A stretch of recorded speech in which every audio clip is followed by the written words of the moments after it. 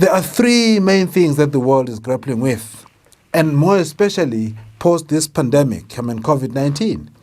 Those three enemies that the world is grappling with are, number one is stress, number two is anxiety, and number three is depression.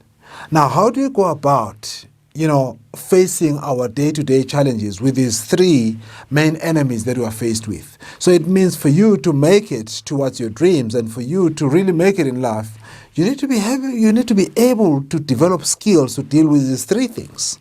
The stress, the depression, and the anxiety. How do you go about doing that? So I empower people to really get to understand how to deal with these three main enemies. So stress is the main thing because it steals from your dreams, it steals from productivity, and it steals from your greatness. So surely you really want to develop the good ways and the best ways of how to deal with stress and anxiety and depression.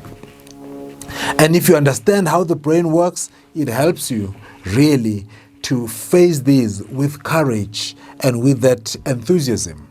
And then you will never look back.